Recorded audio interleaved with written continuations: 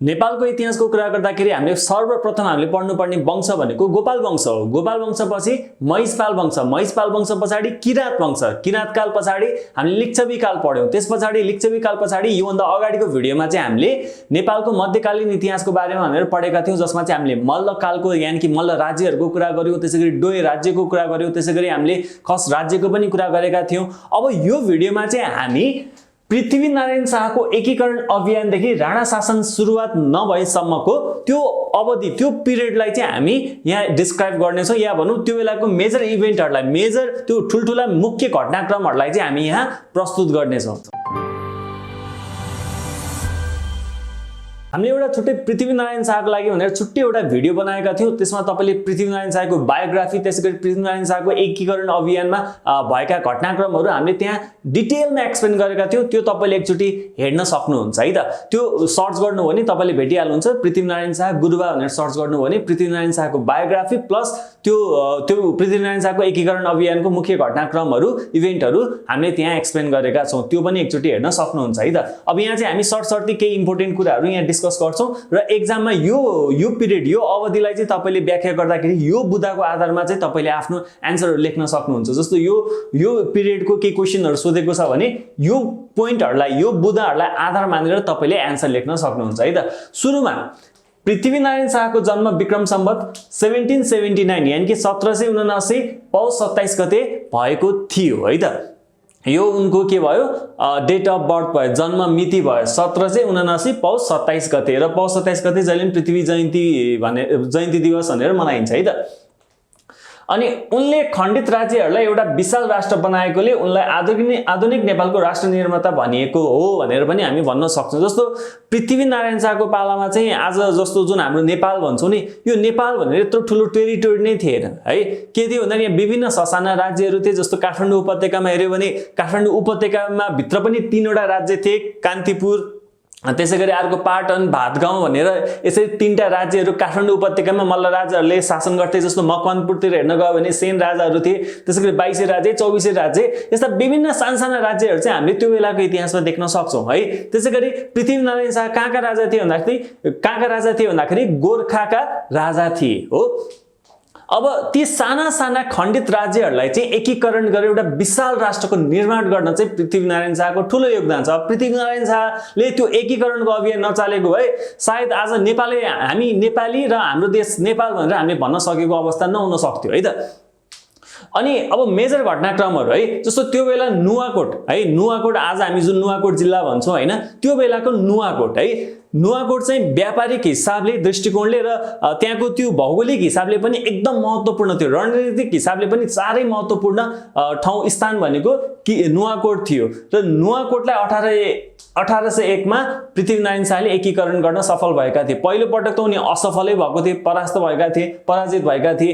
पछि चाहिँ नुवाकोट एकीकरण गर्न सफल भएका हुन् पृथ्वीनारायण शाह। त्यसैगरी कीर्तिपुरमा पनि धेरै पटक आक्रमण गरे र पछि 1822 मा एकीकरण गर्न सफल भएका थिए। त्यसैगरी चाँगु, साकुल, नालदुम, महादेव पोखरी 1811 मा एकीकरण गरेका थिए गोरखा राजाले भनौं। अनि अर्को मकवानपुर 1819 मा एकीकरण गरेका थिए पृथ्वीनारायण शाहले है त। मकवानपुर 1819 र एउटा फ्याक्ट के हो भन्दाखेरि मकवानपुरमा त्यो बेला सेन राज्य थियो र सेन भनेको पृथ्वीनारायण शाहकै आफ्नै ससुराली है, आफ्नै जेठानलाई पराजित गरेर उनले मकवानपुर एकीकरण गरेका थिए। अनि कान्तिपुर 1825 असोज 13 गते इन्द्र जात्राको दिन एकीकरण गरेका थिए र कान्तिपुर आज हामी जुन काठमाडौँ भन्छौं, काठमाडौँलाई चाहिँ 1825 असोज 13 गते नेपालमा यहाँ इन्द्र जात्रा मनाइरहेको अवस्थामा यहाँको प्राय जनताहरू, यहाँको निवासीहरू इन्द्र जात्राको महोत्सवमा रमाइरहेको बखतमा चाहिँ त्यही दिन कान्तिपुरलाई एकीकरण गरेका थिए है त। अनि अर्को छ पाटन 1825 असोज 24 गते एकीकरण र 11 दिनपछि पाटनलाई पनि के गर्न सफल भयो, एकीकरण गर्न सफल भयो। कान्तिपुरलाई एकीकरण गरेको 11 दिनपछि यानी कि असोज 13 गते कान्तिपुर एकीकरण भयो र असोज 24 गते चाहिँ 1825 असोज 24 गते पाटन पनि एकीकरण भयो। त्यसपछि के भन्दा भक्तपुरमाथि 1826 मङ्सिर 1 मा विजय प्राप्त भयो र भक्तपुर त्यो बेला भातगाउँ भनिन्थ्यो, भातगाउँमाथि चाहिँ 1826 मङ्सिर 1 मा विजय प्राप्त भयो। उपत्यकामा विजय प्राप्त पछि अब उपत्यकामा त कब्जा गरियो, विजय हासिल भयो। त्यसपछि के हो भन्दाखेरि पश्चिममा कास्की र स्याङ्जा र पूर्वमा उदयपुर र विजयपुरसम्म राज्यको विस्तार। र पृथ्वीनारायण शाहको पालामा चाहिँ उनले काठमाडौँमा मात्रै सीमित भएनन् कि उनले अझै पूर्वतिर पनि बढे र पश्चिमतिर पनि बढे र पश्चिममा चाहिँ कास्की र स्याङ्जासम्म र पूर्वमा उदयपुर र विजयपुरसम्म राज्यको विस्तार पृथ्वीनारायण शाहको पालामा भएको थियो। पृथ्वीनारायण शाहको देहावसान पछाडि उनका छोराहरू हैन उनका उत्तराधिकारीहरूले चाहिँ राज्य विस्तारमा अझै पहल गरेको पाइन्छ। यी मेजर घटनाक्रमहरू चाहिँ पृथ्वीनारायण शाहको पालामा भएको थियो। अब पृथ्वीनारायण शाह पछाडि के भयो त भन्दाखेरि चाहिँ पृथ्वीनारायण शाहका दुईटा छोरा थिए। जेठा थिए प्रताप सिंह शाह, जसलाई यो राज्य सञ्चालन गर्नमा खासै चासो थिएन भनेर भनिने गरिन्छ, र उनका अर्का छोरा थिए बहादुर शाह है। पृथ्वीनारायण शाहको मृत्युपछि उनका जेठा छोरा प्रताप सिंह शाह राजा भए र 1834 मङ्सिरमा उनको असामयिक निधन भयो र उनी अल्पायुमै उनी बित्न गएका थिए है त। त्यसपछि उनी बित्दाखेरि पृथ्वीनारायण शाहको छोरा प्रताप सिंह बित्दाखेरि है, प्रताप सिंह जेठा छोरा थिए, उनी बित्दाखेरि उनका पनि छोरा यानि कि पृथ्वीनारायण शाहका नाति, उनका नाति जम्मा 8 वर्षका थिए है त। प्रताप सिंहका 8 वर्षका छोरा रणबहादुर शाह 8 वर्षका थिए। रणबहादुर शाह उनलाई 8 वर्षको उमेरमा राजा बनाइयो है। रणबहादुर शाह नेपालका राजा भए र उनका आमा, अब 8 वर्षको बच्चाले राज्य सञ्चालन गर्न सक्छ सक्दैन नि त, ऊ राजा पो भयो त, किनभने उसको बुवा बितेका थिए। र के भयो भन्दाखेरि उनलाई राजा बनाए तापनि नेपालमा नायबी शासन चाहिँ चल्यो। अब कसरी भन्दाखेरि 8 वर्षका छोरा रणबहादुर शाह नेपालका राजा भए र उनका आमा राजेन्द्र लक्ष्मी 1842 र काका बहादुर शाहले 1851 सम्म नायबी चलाए है त। भनेपछि 8 वर्षको राजा भए तापनि उनी आफैले चाहिँ राज्य सञ्चालन गर्न नसक्ने अवस्थामा चाहिँ उनकी आमा राजेन्द्र लक्ष्मी र उनका काका बहादुर शाह, जो चाहिँ पृथ्वीनारायण शाहको कान्छा छोरा थिए है त, बहादुर शाह र राजेन्द्र लक्ष्मीले नायबी शासन चलाएका थिए।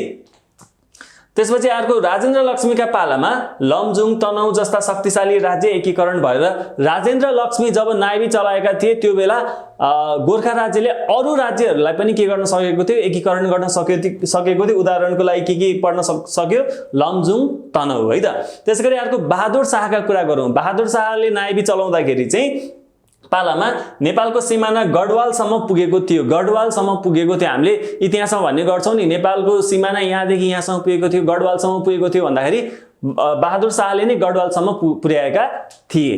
त्यसैगरी अर्को हामीले भन्न सक्छौं, रणबहादुर उमेर पुगेपछि आफैले शासन गर्न थाले र जब ती 8 वर्षका राजा जब अलिकति वयस्क भए, जब आफू राजा बनेर शासन गर्न सक्ने सामर्थ्य भए, उनी आफै शासन चलाउन सुरु गरे। पृथ्वीनारायण शाह भए, उनका जेठा छोरा प्रताप सिंह शाहको पनि कुरा भयो, प्रताप सिंह शाहका श्रीमती राजेन्द्र लक्ष्मीको पनि कुरा भयो, प्रताप सिंह शाहका भाइ यानि कि पृथ्वीनारायण शाहका कान्छा छोरा बहादुर शाहको पनि कुरा भयो, पृथ्वीनारायण शाहका नाति यानि कि प्रताप सिंह शाहका छोरा जो चाहिँ 8 वर्षमा राजा भएका थिए, उनका रणबहादुर शाह, उनको पनि कुरा भयो। अब रणबहादुर शाहका पनि छोरा गिरवाड युद्ध विक्रम शाहले चाहिँ व्यवस्थित रूपमा राज्य सञ्चालन गर्न सकेको अवस्था थिएन हो।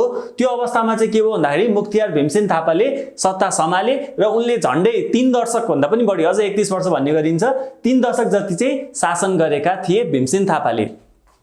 भीमसेन थापाकै पालामा नेपाल अंग्रेज युद्ध भएको थियो र अंग्रेजहरूले नेपालमाथि युद्ध भीमसेन थापाकै पालामा गरेका थिए र जसमा गोर्खा नेपाली सेनाहरूले राम्रो पराक्रम देखाएको भन्ने गरिन्छ इतिहासमा र त्यो युद्धमा चाहिँ एक हिसाबले नेपालले हार खानु परेको थियो र जसको कारणले गर्दाखेरि चाहिँ नेपालले आफ्नो 1/3 भूमि चाहिँ गुमाउनु परेको थियो।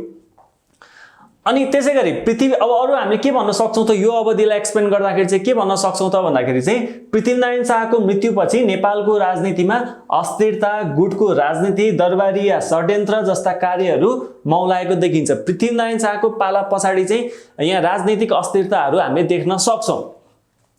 अनि दामोदर पाण्डे जस्ता भारदारहरूको हत्या पनि भयो है। अब राजदरबारमा त विभिन्न भारदारहरू हुन्छन्, ती भारदारहरू मध्ये दामोदर पाण्डे जस्ता अरु विभिन्न भारदारहरूको पनि मृत्यु भएको थियो। विभिन्न पर्वहरू पनि भएका थिए जसमा हत्या मासमा धेरै मान्छेहरूलाई चाहिँ एकै ठाउँमा मारिएको त्यस्तो घटनाक्रमहरू पनि हामीले इतिहासमा देख्न सक्छौं। दामोदर पाण्डेको हत्यापछि भीमसेन थापामाथि मुद्दा लगाइयो।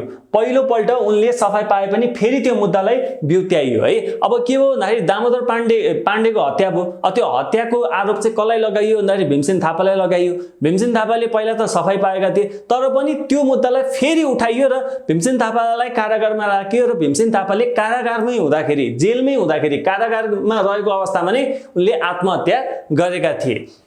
त्यसैगरी अब के भयो त भन्दाखेरि चाहिँ जङ्गबहादुरको हत्या गर्ने असफल योजना भयो र इतिहासमा के भयो भन्दाखेरि राज परिवारबाट चाहिँ जङ्गबहादुर राणालाई मार्ने प्रयास पनि गरियो। हत्याको एउटा षड्यन्त्र पनि बनाइएको थियो जुन चाहिँ असफल भयो। अनि असफल भइसके पछाडि त्यसको के गर्यो भन्दाखेरि जङ्गबहादुर राणाले त्यसको प्रतिकारमा चाहिँ थुप्रै मानिसहरू मारेका थिए, थुप्रै व्यक्तिहरू मारेका पनि थिए। र यो घटनाक्रमले चाहिँ के भयो भन्दाखेरि चाहिँ सत्ता कोसँग आयो त, पावर कोसँग आयो त, शक्ति कोसँग आयो भन्दाखेरि जङ्गबहादुर राणासँग आयो। राजा राजेन्द्र पनि शाही बन्दीको जीवन बिताउन बाध्य भयो र त्यो बेला राजा राजेन्द्र पनि एउटा बन्दीको रूपमा चाहिँ राजदरबारमै बस्नु परेको थियो। र नेपालमा जङ्गबहादुर राणाको पालादेखि राणाकालको सुरुवात भयो। अब राणाकालको अन्त्य कहिले भयो? 2007 सालमा भयो र नेपालमा प्रजातन्त्रको स्थापना भएको मानिन्छ 2007 सालमा। अब यसरी चाहिँ हामीले पृथ्वीनारायण शाहको यो एकीकरण अभियानदेखि जङ्गबहादुर राणाको सुरुवातीसम्म है, जुन यो राणाकालको सुरुवात भयो त्यो अवधिसम्म यी मेजर घटनाक्रमहरूलाई चाहिँ हामीले यो पोइन्टहरूको आधारमा चाहिँ एक्सप्लेनेसन गर्न सक्छौँ है त। अनि त्यो बेलाको अब हामीले अरू कुरा पनि गरौँ, जस्तो कि त्यो बेलाको अर्थतन्त्र के थियो हैन, त्यसैगरी न्यायिक पक्षको कुराहरू हामी अब गर्न सक्छौँ, त्यसैगरी राज्य सत्ताको कुराहरू पनि अब हामी गर्न सक्छौँ है त। जस्तो यो अवधिमा चाहिँ मेन हामी के भन्न सक्छौँ भन्दाखेरि स्वदेशी उत्पादनमा जोड दिएको हामी पाउँदछौँ अर्थतन्त्रको कुरा गर्दाखेरि। जस्तो जे चाहिन्छ विदेशमा अरू राज्यहरू भन्दा पनि नेपालभित्रै उत्पादन गर्न जोड दिइन्थ्यो। जस्तो जे उत्पादन गर्नु परे पनि सकभर बाहिरबाट मगाउने भन्दा पनि यही उत्पादन गर्न खोजिन्थ्यो। अनि कृषिमा आधारित अर्थतन्त्र थियो। अब मुख्य नै के थियो? मान्छेहरूको मुख्य पेशा नै के थियो? कृषि थियो है। कृषिमा आधारित अर्थतन्त्र त्यो बेला हामी पाउँदछौँ र आज पनि हामी नेपालको अर्थतन्त्र हेर्यो भने धेरै मान्छे कुन पेशामा आबद्ध छन् भन्दाखेरि कृषि पेशामा नै आबद्ध हामी पाउँदछौँ। जग्गा बाँझो नराख्न प्रोत्साहन गर्ने विभिन्न नीति नियमहरू पनि ल्याइएको थियो। सकभर जग्गा चाहिँ बाँझो नराखुन् है, मानिसहरूले आफ्नो जग्गा भूमि छ भने त्यसलाई बाँझो नराखुन्, केही न केही उब्जाउ गरौँ र केही न केही प्रोडक्सन चाहिँ होस् भन्ने त्यो प्रोत्साहन गर्नको लागि चाहिँ त्यस्तै खालका नीति नियमहरू प्रोत्साहित गर्नको लागि ल्याइएको पाइन्छ। त्यसैगरी भीमसेन थापाको पालामा जग्गाको नाप र मालपोत सङ्कलन पनि गरिएको पाइन्छ। भीमसेन थापाको पालामा चाहिँ विभिन्न कार्यहरू भएका थिए। ती कार्यहरूमध्ये जस्तो जग्गाको नाप र मालपोत सङ्कलन पनि गर्ने पाइन्छ है त। अब त्यो बेलाको न्यायिक पक्षको कुरा गरौँ। राजाको आदेश नै कानुन हुने र त्यो बेला के थियो भने राजाले एक थोक भनिदिएपछि सक्यो। जस्तो राजाले यो गर, यो हुनुपर्छ भनेपछि सक्यो, त्यहाँ अरू कुनै पनि कानुन हुँदैन थियो। राजाले बोलिसके पछाडि राजाले केही आदेश दिइसके पछाडि नै त्यो सबैभन्दा ठुलो के हुन्थ्यो? कानुन हुन्थ्यो। अनि प्रथा परम्परामा कानुन आधारित र जे कानुन प्रचलनमा थियो त्यो कानुन चाहिँ स्पेशली कहाँबाट चाहिँ इन्फ्लुएन्स थियो त, कहाँबाट चाहिँ प्रभावित थियो भन्दाखेरि चलिआएको प्रथा परम्परा यी कुराहरूमा नै प्रभावित भएर चाहिँ कानुनको निर्माण भएको पाइन्छ। त्यसैगरी राजाले जनमतको कदर गर्थे र राजाले त्यो बेलाको जनमतको पनि कदर गर्ने गर्दथे। आफ्ना प्रजाको कुरा के छ त, इच्छा के छ त, तिनीहरूको पनि कदर गर्ने र कुराहरू सुन्ने गरेको पाइन्छ। अब जो उहाँहरूको राज्य सत्ताको कुरा गरौँ, राज्य सत्ताको कुरा गर्दाखेरि त्यो बेला यो अवधिमा चाहिँ नेपालमा के थियो? राजतन्त्रात्मक शासन थियो। त्यसैगरी अर्को के थियो? नायबी शासन पनि चलेको हामी पाउँदछौँ। जस्तो हामीले पृथ्वीनारायण शाहका जेठा छोरा यानि कि प्रताप सिंह शाहको मृत्यु पछाडि उनका पनि छोरा रणबहादुर शाह त 8 वर्षका राजा थिए र त्यो बेला चाहिँ रानी राजेन्द्र लक्ष्मी र बहादुर शाहले चाहिँ नायबी शासन चलाएको हामी देख्न सक्छौँ। भने चाहिँ त्यो बेला नायबी शासन पनि हामीले देख्न सक्यौँ।